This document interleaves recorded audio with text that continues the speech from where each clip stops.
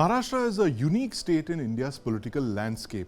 It's India's most prosperous state, an industrial powerhouse. It has the second largest number of Lok Sabha seats after Uttar Pradesh. We know all that. But the last time it gave a mandate to a single political party was in 1990, 34 years ago. And since then, coalition governments have been the norm. Now, while the BJP is back in power, leading yet another coalition, the state is a major worry for the Saffron Party. Joining me to discuss the BJP's Mission Maharashtra are Vishwas Pathak from the BJP, Renni Abraham, and my colleagues Kiran Tare and Brijesh Pandey. Gentlemen, welcome to the News9 Plus Show.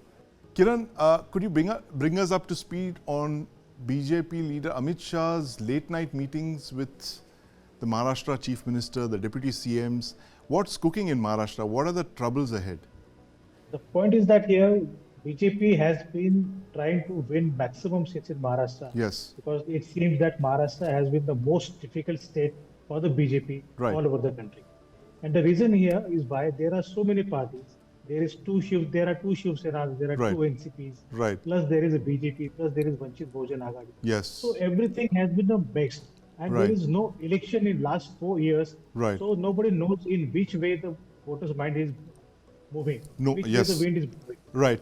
So the point here is that the BJP had won last time 23 seats. Yes. It wants to repeat those performances again, but with a bigger margin. If the BJP wants to achieve its target of 370 seats nationwide, it has to win at least 30 seats in Maharashtra. Absolutely. So for that, the BJP has to contest at least 32 to 33 seats, and that is what the BJP and particularly Amit Shah is trying to convince Eknath Shinde and Ajit Pawar to give the BJP maximum seats so that they can fulfill their dream and they can achieve their target. What Eknath Shinde and Ajit Pawar are demanding in return is also very equally important. They are demanding respect from Amit Shah. They are not demanding too many seats, but they want Amit Shah to behave with them. They want not to repeat the same fate Uddhav Thackeray met with the BJP alliance. So Eknath Shinde and Ajit Pawar, they have clearly sent out their message. That they are standing with the BJP, but in return they want respect. They want respect. Bigger share in the pie. We should discuss this point. Mr. Pathak, how important, how crucial is Maharashtra to the BJP's Mission 370? Basically, Honorable Prime Minister of India, Mr. Narendra Modi, has given the target of 400 plus. Yes. Along with your alliance partners. And therefore, each and every state is equally important. As far as Maharashtra is concerned, Maharashtra has got 48 Lok Sabha seats available. And we are planning to contest all the seats along with Ajit Dada NCP group, Eknath Shinde Shiv Sena group, and we want to win each and every seat. And that is why we are under discussion. Who would fight how many seats is the secondary question. Who has a winnable candidate available is what we are discussing about, and we are very confident the alliance of these three major parties and also smaller parties will fetch not less than 45 Lok Sabha seats. 45 Lok Sabha seats. Brijesh, is that a fair number to assume that the BJP will get? BJP always pegs the number at a much higher situation where compared to what they are going to win in that particular state, 370 the Prime Minister is saying, but it's a figure which makes a resonance with Article 370. It's an aspirational number. But the fact of the matter is that BJP would want to better its previous record, and because the Prime Minister would want to go down in history saying that as someone who kept on improving his number of seats in subsequent Lok Sabha elections. What I would personally feel is that two states where the BJP has done maximum electoral engineering are the two states in which they are facing their biggest challenge. One is Bihar, the other is Maharashtra. Absolutely. They have gotten JDU on their side, but they're still circumspect and they're not very sure about repeating their last time's number, which is 39 out of 40. Same is the case with Maharashtra, where they have engineered a split in Shiv Sena. There's a split in NCP. There are claims that that the other sides, Uddhav Thackeray and Sharad Pawar's faction has been marginalized. There's all is not well within the Congress party. party, we saw high-profile shifts to exits to either Eknath Shinde group and all. But despite that, irrespective of what is being said, they're still not very sure of, how they're going to win. And if they want to better their previous record, they have to make, they have to win much more number of seats in Maharashtra, and they have to repeat their performance in the state of Bihar if they really want to get more than 300 seats. Interesting that you should mention Bihar, because Brijesh, I was just looking at the figures that the last time there was a single party majority in Bihar was in 1995, just 5 years after Maharashtra. So both states are very huge in terms of Lok Sabha seats, and they have the similar challenges now. But Renni, this Maharashtra, why is it so much of a challenge for the BJP now? Given the fact that there are so many political parties, there were 4 years ago, and today there are 6. So how much of a challenge is this for the BJP when it comes to Mission 370? Well, the challenge is huge. I mean, notwithstanding confident statements that are emanating from the BJP quarters. Yes. But if I may add to what Kiran said, there is a third faction after Ashok Chavan has moved out of the Congress party to the BJP as well. Yes. And it is quite well known that there are around 8 Congress MLAs who are just waiting for the right cue to follow suit. Right. So effectively, therefore, there are 3 formations that are fighting each other. Yes. The Congress having 2, the NCP having 2, and the Shiv Sena having 2. So that has all been part of the political design that the BJP has. And the very fact that it's a huge challenge is clearly evident, since the BJP is aiming to contest elections of the Lok Sabha in Maharashtra by fielding 28 to 30 BJP candidates, but is not going to stop at that. As per what I have been able to find out, they intend to also field candidates, BJP candidates, through the Eknath Shinde faction and even Ajit Pawar's faction of the NCP. You saw an example of this in the Rajya Sabha elections when Milind Deora, who is a well-known BJP supporter, was elected to the Rajya Sabha through the Eknath Shinde quota of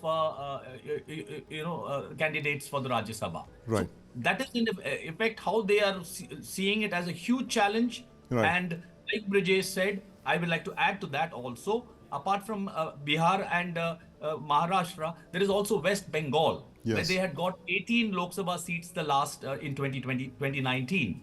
So first, it began with the BJP saying that we must retain those 18 in any which way. But as Sandesh Khali and other aspects have played out, today the BJP is saying that we are confident of getting around 30 Lok Sabha seats from West Bengal also. So, politics as unpredictable as it gets. But Mr. Vishwas Pathak, there's this notion that the BJP today is the dominant political party in Maharashtra. That's a fact. In the last decade, we used to talk about the Sena BJP at one time. Now it's the BJP and the others, right? Absolutely. So the BJP is a dominant party. It's been accused of muscling in the smaller coalition partners. Kiran mentioned this point about respect. How does this play out when you're looking at seat sharing in, amongst 2 or 3 political parties? The fact that the BJP is now such a big dominant force that the other political parties are getting threatened by it. Of course, BJP is a very strong force in Maharashtra. It is mainly because since 1990, in assembly elections, for the first time, a single largest party emerged was BJP in last 2019 elections, when BJP bagged more than 106 seats. Prior to that, BJP got 122 Vidhan Sabha seats. All I am trying to put here, that BJP is a strong player here. And now, with Mr. Modi ji at the helm of affairs, there is a double engine ki sarkar, wherein Mr. Devendra Fadnavis, Eknath Shinde and Ajit Pawar, they are all working hand in hand. And now all 3 parties, NCP led by Ajit Pawar, Shiv Sena led by Eknath Shinde, and BJP led by Devendra Fadnavis, we are working as one unit. So we are not worried about who is going to fill how many candidates. We are worried about how to grab entire 48 seats. That is what our objective is. And accordingly, discussions are going on. Maybe in the day or two, that announcement will be made. And we are very confident, not less than 45 seats out of 48 seats will be won by this Mahayuti. Right, not less than 45 seats. Very optimistic projections there by Mr. Vishwas Pathak there, Brijesh. But how crucial again? I mean, the BJP has never, no Sena BJP formation has managed to sweep the state. What are the indications that you're getting? Is there a wave on the ground in favor of the BJP? The BJP is clearly coming back to power. That's what the opinion polls say. But in Maharashtra, we're still not very sure. Coming back to power is yes. Many people who are working on the ground are saying, the pollsters are saying, but the fact of the matter is that, Maharashtra and Bihar still remains the two states where BJP is yet to crack the winning formula. Because had it been that they have been so overtly confident, they might not have gone down to this level of maneuvering, which we are witnessing as we speak in the state of Maharashtra. So it's the case with the state of Bihar. And I think, the BJP this time is also working with a philosophy that come what may, even if we have the upper hand, we'll make sure that if there's a margin, we'll make the margin bigger. So this is the reason why, all kind of permutation and combination is at play. The caste census has to be exactly, the caste calculus has to be, perfected to a level where it yields maximum output for the BJP and also its alliance partner. So, I mean, but despite all having said all of it, engineering splits in all the big parties, major defections from the Congress, the BJP is still not very sure about whether it is going to crack what Mr. Pathak was saying, 45 out of 48. Right. The battle is still out open. Yeah, but we should, Brijesh, not forget the JP factor here. There's a JP factor there was a JP factor in Bihar, there's a JP factor here in Maharashtra as well. Jarange Patil. Kiran, how important is the Jarange Patil factor going to be in the elections that are coming up? So, very interestingly, Jarange Patil was very relevant and very topical till 2 weeks back. But now his credibility is on decline. It has emerged that Jarange Patil was a political ploy. Since then, Jarange Patil's popularity or his relevance in the politics has drastically reduced. Here, the factor is not JP, but the factor is SP, and that is Sharad Pawar. Sharad Pawar's moves will be very interesting to see, and what Sharad Pawar's plans are here for the Maharashtra Vikas Aghadi, how he manages to get Prakash Ambedkar on his side, that will tell the picture. Right, absolutely. Mr. Vishwas Pathak, the fact that the JP movement does not seem to have got much traction on the ground, are you relieved by that, or do you think that he could still be a force to reckon with in the elections? By JP, I mean Jarange Patil. We were never worried about Jarange Patil. So we respect his demands and we are trying to fulfill it also. So whenever the movements are there, Maharashtra has witnessed that in elections, this has hardly impacted anything. So election is different ballgame.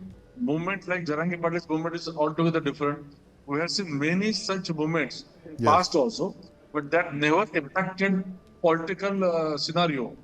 So we are not worried about Jarange Patil. We are poised to get more than 45 seats in this document. Right, absolutely. And Renni, closing comments from you. Kiran and me were in fact speaking a few weeks back where we were, debating whether Jarange Patil would meet the fate of Hardik Patel. And this is exactly what seems to have played out here. Do you see the Maratha factor playing an important role in the Lok Sabha elections? Well, for one, people in the BJP itself confess that the Jarange Patil Andolan that has, blown up has a tremendous groundswell of support among the Maratha community, which is a huge component of the voter base in Maharashtra. So it cannot be denied. But like Kiran pointed out, they have been able to expose certain political leanings that JP himself, as you call him, may have, and to what extent it erodes his credibility is anybody's game. But quickly, I will just say one thing, that the real test here is about candidates with a winnable equation.